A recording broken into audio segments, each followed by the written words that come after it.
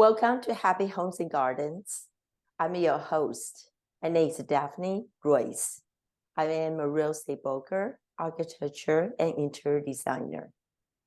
Rebecca Alvarez Story is a sexologist and founder of Bloomi, an intimacy company that creates inclusive sex education and clean intimacy products for all bodies. She is the first Latina to launch an intimacy brand in mass retail and also create the only industry standard that educates customers on ingredient toxicity and potential health risks. Let's welcome Rebecca, the founder and CEO of Bloomi, as we dive in the topics of intimacy and sexual wellness. Thank you, Daphne. Thank you for having me. Welcome. Please tell us who you are and what inspired you to start Bloomi. My full name is Rebecca Alvarez Story, and I am a first-generation Bay Area kid. So my experience growing up here in a really progressive, I'll say, part of our country, mixed with growing up Latina and religious. Like there were a lot of things that I feel like were the perfect storm for me being very interested in sex education and really understanding the power of what great sex education can do for folks. So I was inspired to start this company for a variety of reasons, and it's been decades of, I feel like, always being pushed into sex education in a good way. I didn't have what I'll call like comprehensive information growing up because I had abstinence only education in high school. And then in college, I just saw so many young adults trying to navigate the complexities of relationships and sexual wellness and prioritizing. All of those things really inspired me to study the category. And when I did that, I fell in love. I ended up seeing that I could make an impact with the work that I did. And when I started Bloomi about 5 years ago, it was to develop a very thoughtful and intentional company that could help people with their intimacy struggles with education and product. So not just selling you a product, but really explaining to you, here's what you're struggling with, here's why, and here's how you can support that. And I love that Bloomi's been evolving for 5 years. You have studied women's health and sexuality at UC Berkeley and graduate school. Why is this sexual wellness important? Oh my goodness. Sexual wellness, I think, is now becoming more mainstream and more important to talk about as a society. But our intimate life is critical to our overall wellness, our quality of life. There's so many studies that show that good intimacy, specifically like a good sex life, is directly related to being happy. And there's a lot of studies that also go into the health benefits. And I think it's vital to us being happy people and in good relationships.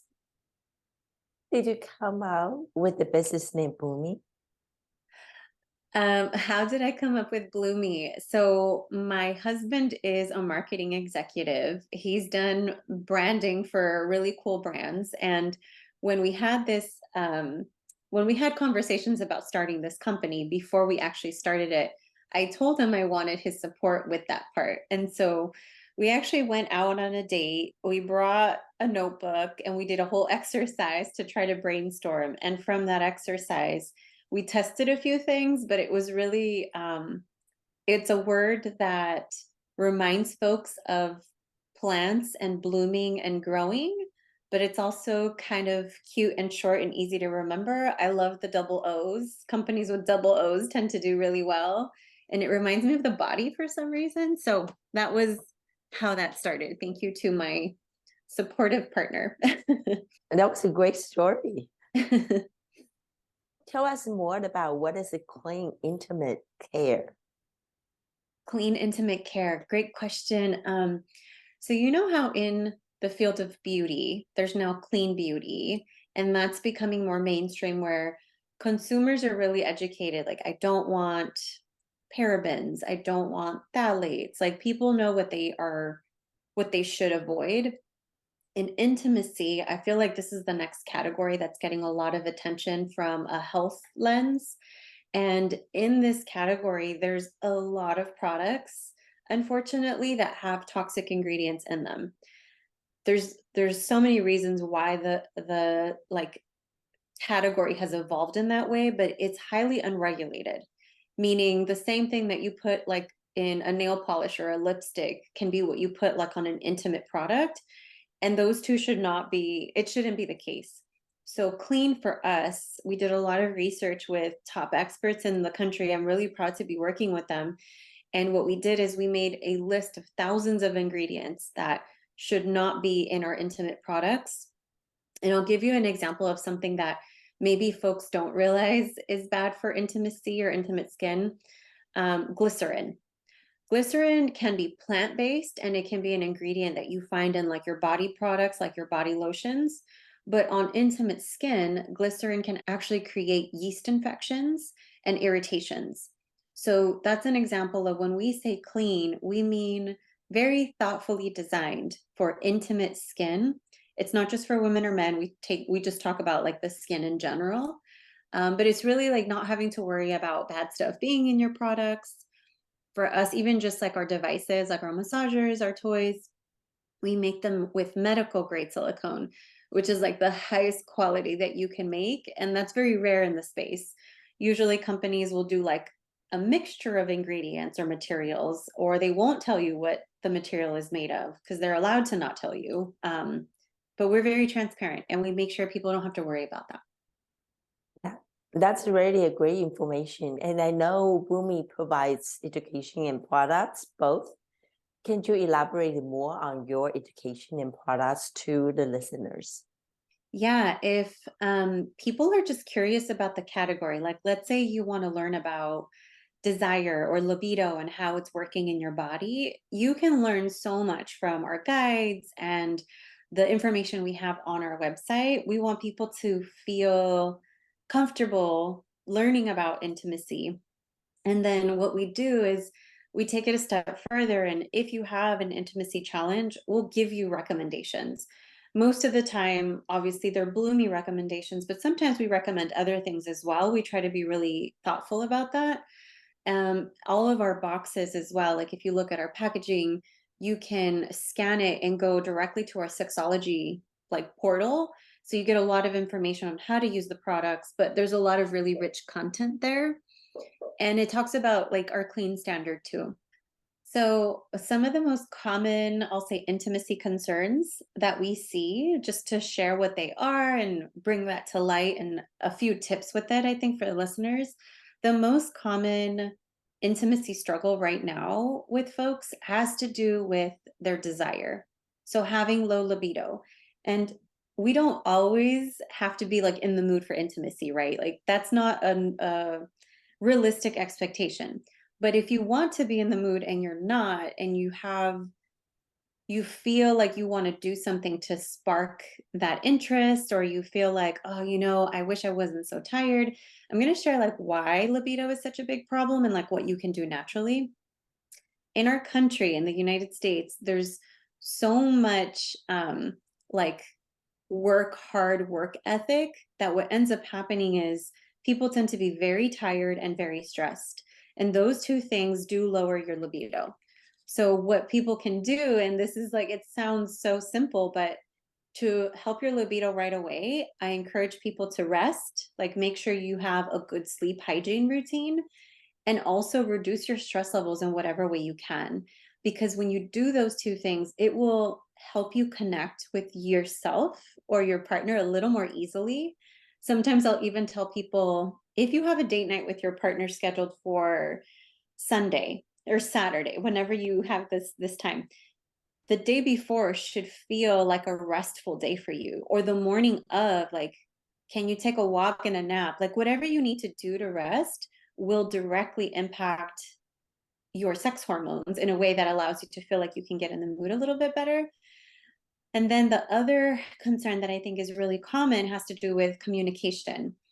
And people will ask me, like, what do I say? How do I even start the conversation? Like, my partner and I, we love each other, but we don't really talk about our sex life very much. Like, I want to, but what do I do? And it kind of goes back to what we were talking about, where if we don't, if we don't constantly communicate about our sex lives and intimacy, it doesn't feel natural. And so just starting will be very helpful, and telling your partner something like, honey, I want us to be more, open about our intimate life. Like, let's talk about it. Like, what do you like? What are you curious about? Is there anything that you think would be fun for us to try? Like, it's okay to make it both of you exploring together and not make it feel so big and embarrassing. And then also, so like, this is a small tip, but sometimes people will say, well, my partner never does X. And I think in that case, it would be really simple if you could just say, I really love it when you, and maybe we should do more of that. I really love it when you initiate. I would love it if you could do that more often. Or I really love it when you give me time to myself so I can unwind. It makes me like feel really good on our date nights. And there's just things you can do that way where it doesn't have to be focused on the negative stuff, but it's like building the stuff that is working and exploring that even more. Do you think food will have any connection to this? Food, yes. What we eat matters. And it's like, I think when we see the connection between like diet and our mental health, like if we're hydrated, if we eat whole grains, if we have like um mood boosting foods, like we feel good, it directly will impact your libido. There's even things you can eat to naturally boost your libido. For example, maca root is a great it's like an ancient aphrodisiac, but it's basically like a Peruvian aphrodisiac that originates in the mountains. But it's been really helpful for folks that want like a natural boost. It's also great for energy and stamina. And so sometimes just adding a little bit of that in your coffee or in a latte can be great for just like sexual wellness, health, and maintenance. But then other foods like avocado, pumpkin seeds, asparagus. Like there's certain foods that are rich in nutrients that help with our regular hormonal balance. Like that's also great to tackle and include in your diet. One thing I forgot to mention about the clean standard that's related to education is that for women of color, especially, we are the ones that are the most negatively impacted by toxic ingredients in our intimacy products. We have different pH levels. That means that like we have different lactobacilli in our like uterus, our vagina, and it's something that people don't know like the science behind necessarily. But what happens is our pH is higher than other women's. And what that means is that it's easier for us to get infections like a yeast infection or BV or throw off our pH. So education for us is also sharing with folks, hey, your body is actually different. Here's why it's especially important for you to think about products that don't have these product ingredients in them.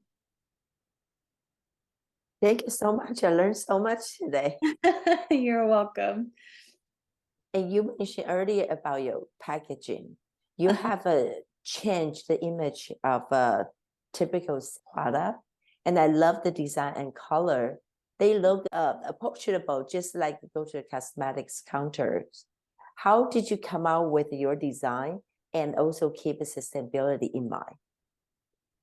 Our our overall, I'll say, branding is led by our amazing team, where I feel like it's always been our team is the one that's creating this.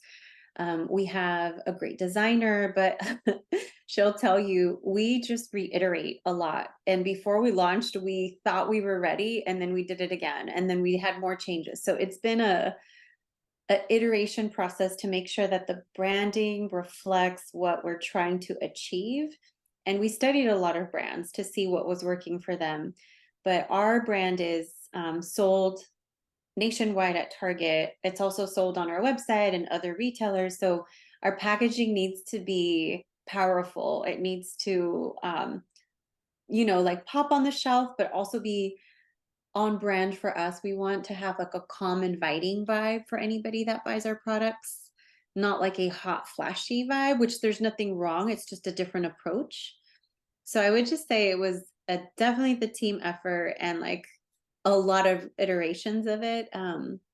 But we definitely like focus on if we're going to use, for example, treeless cartons. So cartons that are made with post-consumer waste. They're not made from trees and paper. Then we want to talk about that and celebrate that. So if you look at the color of our boxes, it's like a light gray and you see the grains. That's because we're using very natural products that are compostable for our packaging. And we just try to really celebrate that and not color over it or, like make it like very flashy. It's more just like a calm vibe. And I know you have a little pouch, just put your product in there. It's just a cosmetic products. Uh, yes, that's the pouch. All of the toys come with its own pouch, and what I love about it is it's stretchy and antimicrobial. So it helps keep your toy clean, and you can travel with it. It's just like it looks like a little cosmetic bag. You're right. So you would never know. So you are a Latina founder and entrepreneur. What were the challenges as a woman creating a business in intimacy industry?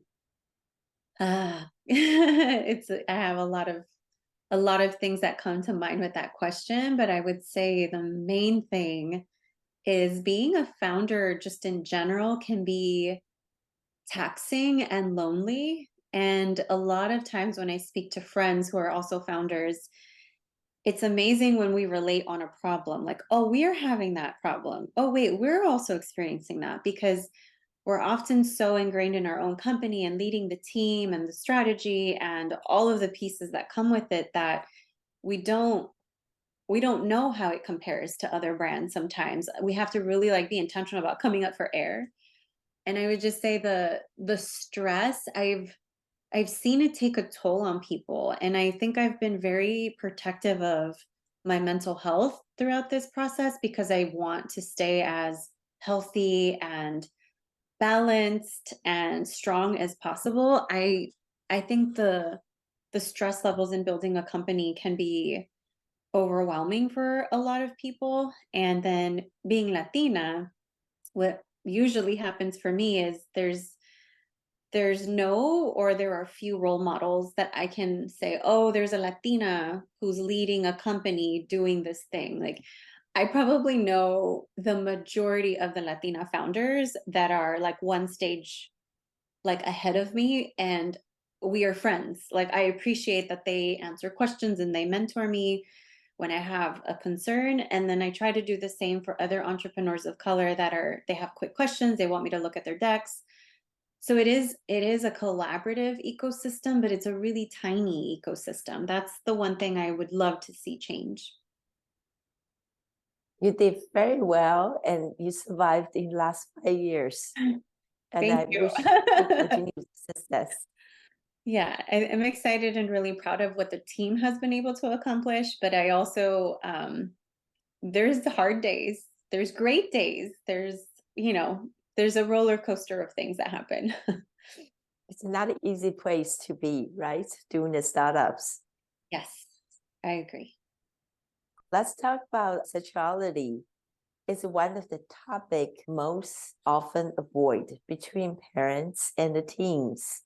What other way this can be openly discussed? Okay, so just talking about anything related to sex is uncomfortable for most people. So I just want people to know that if you feel uncomfortable, communicating with your partner or a child, like that is actually normal. And the reason is because most of us do not grow up openly talking about sexuality or asking our family questions about sex. That's not the common story. And so when we're not practicing something, it doesn't feel natural. And what I like to tell folks, especially parents, is just because it wasn't natural for us doesn't mean it has to be that way for your kids. So being one, like okay with the fact that you're going to be a little uncomfortable, that's fine. Like just being okay with it helps. And then I would say be open to little conversations. There's a lot of research that shows that one big sex talk is not effective.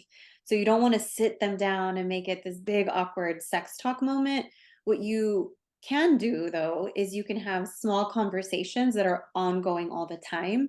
So for example, if you have I'll say a young child, 5 and under, really sex education isn't sex education at that age. It's more body education and teaching them about like body parts, privacy, and really getting them to feel like they have a protective bubble around them. Like that's important. And then developmentally at the next stage, like let's say it's like preteen stage, for them, it's really talking about, menstrual cycles, identity, what it means to love someone, healthy relationships, unhealthy relationships. So that's where I wish I could scale myself in a new way and I could really like help parents, because I can't tell you how many times people reach out, but trust your gut and just have the dialogue is the best. It's the best thing you can do, and answering their questions so that they can trust you. Because when you get into the teenage years, if they ask you a question, they're trying to like shock us, right? Like sometimes, not all the time. And so just being able to answer their questions openly and honestly, sometimes it's just a short answer that they need and then they feel good and move on. So that's what I would say. And then I would say lastly too is continue to be a sex educator in your family. Like learn about things, read the books, and try to be as like inclusive and holistic as possible. Like don't feel like you need to be an expert, but also don't just lean on don't have sex. Like there's so much information out there. Like be open-minded. Okay. Um, that's very good advice.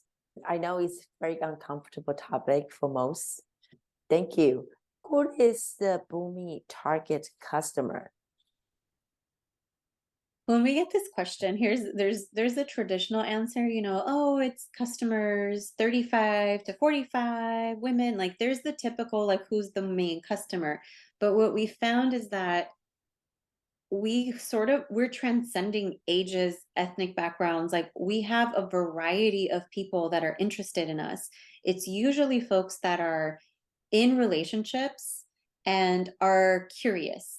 Like for example, they have a question and they want a solution. Why is my libido low? So they're finding Bloomi because they want that solution. Or I'm in a new relationship, like where do I even start? How do I communicate sexually? They find our information and then they feel, then they're in our community. So I think it's just a lot of curious people that want to prioritize romance, intimacy, sexual communication. Yeah, it's more, I would say, it's a new type of customer also because we're not going after like a certain ethnic group, but I can tell you that we have a very nice, diverse, like ethnic background, sexual orientation background, like socioeconomic. And I think that that's coming because the way that we position ourselves is very inclusive. We aren't a company that's going to be perfect for everybody, but we don't exclude people. And I think sometimes brands miss that, especially legacy brands. It's like hot pink or hot green, and you can tell it's for a certain person. And we try to be very inclusive. And I think that's why we're over indexing in the queer community, Black community, Latino community, Asian community. There's a lot that I feel like we're doing right, but it's not like your traditional core segment. So do you servicing people only in US or also outside the US?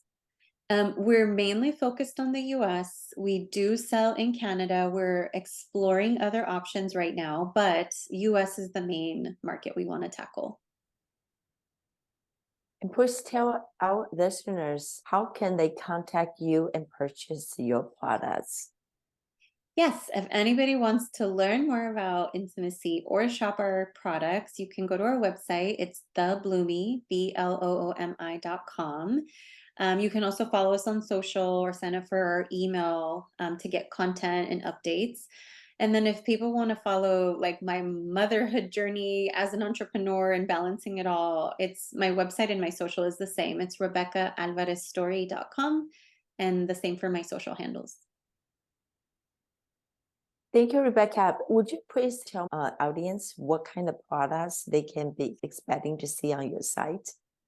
Yes, when you come to our site, you'll find organic lubricants, you'll find high quality, easy to use toys like body massagers, you'll find washes, moisturizers, massage oils, arousal oils. So it's kind of a variety of things that you can use for intimacy. And I forgot to mention this, but the devices like the toys and the lubes, they're also available in Target. So you can check your local Target app to see where Bloomi is located, and you can also shop us in person at Target.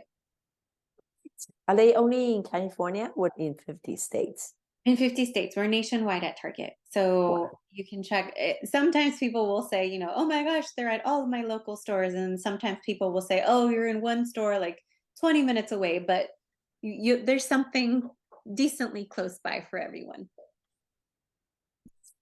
Very well, very well. And thank you very much, Rebecca, for your time today and love all the informative information. Thank you, Daphne. Thank you for having me and talking about this topic. Thank you.